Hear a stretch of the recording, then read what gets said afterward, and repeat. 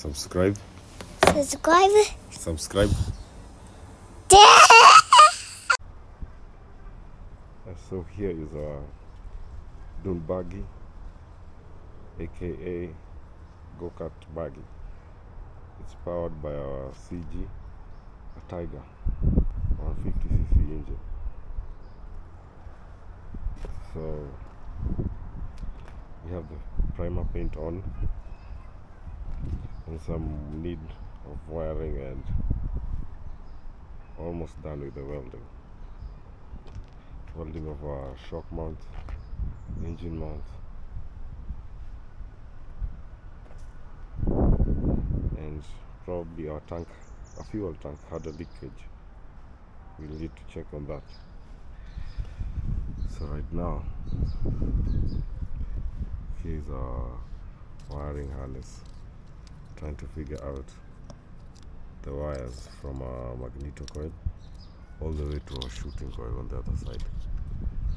It's a bit of work, challenging, but we have it in control.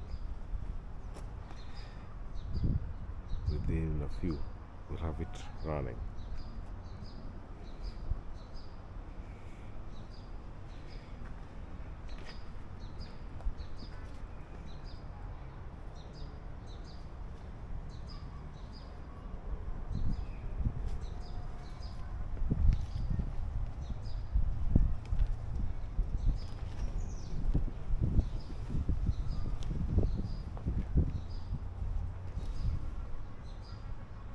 Won't be disappointed.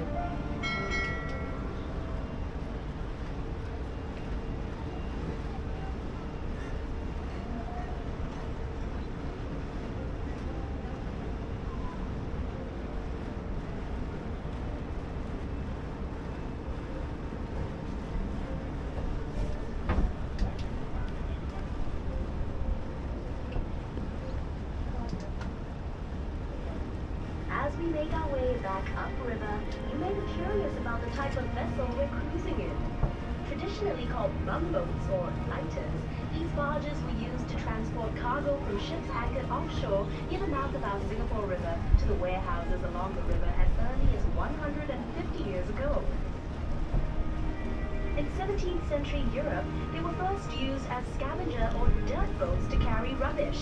But some scholars have also agreed that the word bumboat means exactly as it sounds, a ship's bottom, or a smaller boat pandering to larger ships. In Singapore, though, bumboats are also called tonggangs, from the Malay name given to the timber used to build them, and used for transport between islands.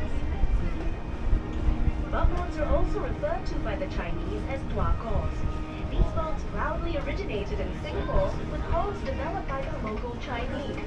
Hokkien tuakos are the most colorful, with boat heads painted bright red, green, and white, while Teochew tuakos were painted a solid red. Now, if you're thinking that the bumboats look like they have eyes painted on them, you're not wrong.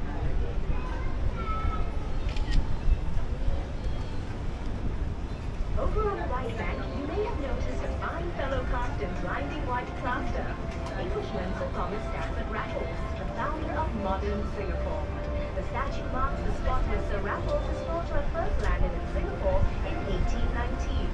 Back then, Singapore was only a sleepy little fishing village, but Raffles saw enormous potential due to a location along the main shipping route between India and China.